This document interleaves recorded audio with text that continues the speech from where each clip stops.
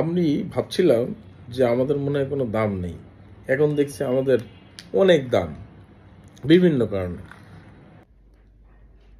আমি একসময় ভাবতাম বাংলাদেশ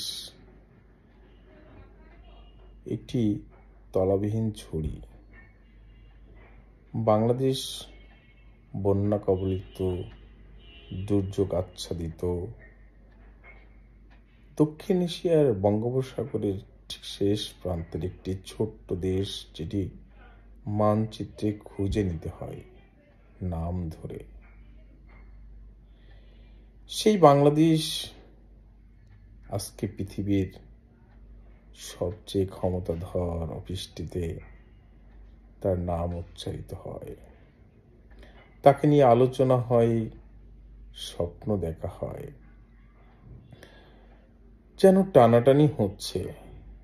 আমি মনে করেছিলাম আমাদের মনে হয় কোনো দাম নেই, আমরা তো গরিব।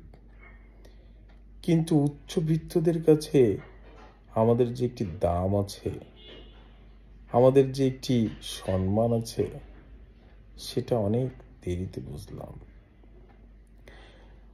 এই বঙ্গোপসাগরের শেষ প্রান্তে যে দেশটি, সে দেশটি আজকে ভৌগোলিক সীমারেখার কারণে অনেক ক্ষমতাধর দেশের কাছে যেন অনেক মূল্যবান হয়ে উঠেছে।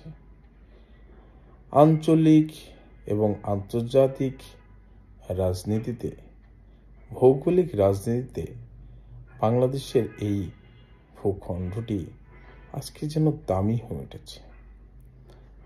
শুধুমাত্র দাম নেই আমাদের দেশের মানুষের কাছে। আমরা শুধু নিজেদের স্বার্থের কারণে আমরা নিজেদেরকে ধ্বংস করে ফেলছি মনে হচ্ছে। পৃথিবীর কত ক্ষমতাধর মানুষ আমাদেরকে নিতে চায়, আমাদেরকে কাছে পেতে চায়, আমাদেরকে ইউজ করতে চায়। আর আমরা ক্ষমতাবানরা আমাদের ক্ষমতাকে ভোগ করার জন্য আমরা তাদের কাছে পদদলিত হই। আমরা তাদের কাছে যেন সমর্পণ করে দিই, আমরা তাদের কাছে যেন আমাদেরকে বিকিয়ে দিচ্ছি। আমরা আর কতদিন এভাবে থাকবো একটু বলতে পারবেন? আমাদের কি নিজস্বতা বলে কিছু থাকবে না কোনদিন?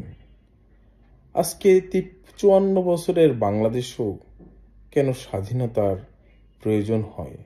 কেন বারবার আমরা স্বাধীন হতে চাই? কেন আমাদেরকে স্বাধীনতা আমরা ভোগ করতে পারি না? আমাদের কেন বারবার স্বাধীনতার ডাক দিতে হয়? একটু বলবেন কি?